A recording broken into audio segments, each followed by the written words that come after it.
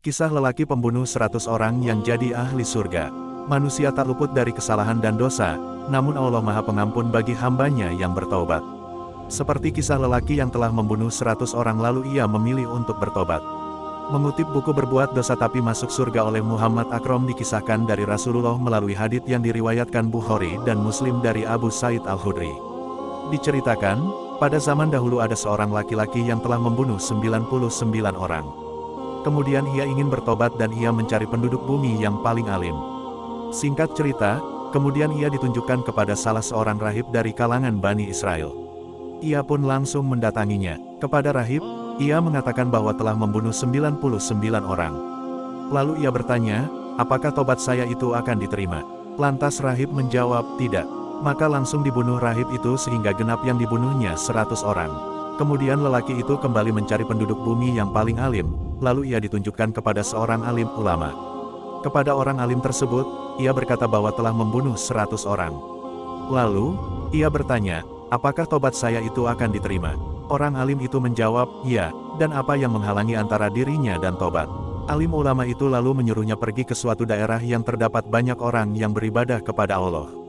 Ia memerintahkan untuk beribadah bersama orang-orang itu dan melarangnya kembali ke daerah itu karena adalah lingkungan yang buruk. Maka berangkatlah ia ke daerah itu untuk beribadah. Tiba-tiba di tengah perjalanan ia meninggal dunia, maka bertengkarlah malaikat rahmat dengan malaikat azab untuk memperebutkan siapakah yang lebih berhak mengatasi nasib orang ini. Malaikat rahmat berkata, dia telah datang kepada kami, untuk menghadap kepada Allah yang Maha Tinggi. Lalu malaikat azab berkata, dia tidak pernah berbuat kebaikan sama sekali. Akhirnya datanglah malaikat yang berwujud manusia menemui kedua malaikat itu. Lantas kedua malaikat itu mengangkatnya sebagai hakim, kemudian malaikat yang terakhir ini berkata, sekarang ukurlah antara jarak yang sudah ditempuh. Dengan jarak yang akan dituju, mana di antara dua daerah itu yang lebih dekat? Lalu diukur dan nyata lebih dekat pada kota yang dituju, lalu diambil oleh malaikat rahmat. Dalam hadits lain diterangkan, ketika kedua malaikat itu sedang mengukur jarak, Allah memerintahkan kepada bumi yang berada di antara tempat itu dengan tempat yang dituju menjadi lebih dekat, bedanya hanya 1 jengkal. Hadis riwayat Bukhari dan Muslim masing-masing dalam sahihnya. Dalil tentang tobat, Allah Maha Penyayang dan menerima semua hambanya yang tobat dengan sungguh-sungguh. Dalam Al-Quran ada beberapa surat yang menjelaskan bahwa Allah Maha menerima tobat. Salah satunya termaktub dalam surat Al-Maidah ayat 39. Maka barang siapa bertaubat di antara pencuri-pencuri itu, sesudah melakukan kejahatan itu dan memperbaiki diri, maka sesungguhnya Allah menerima tobatnya.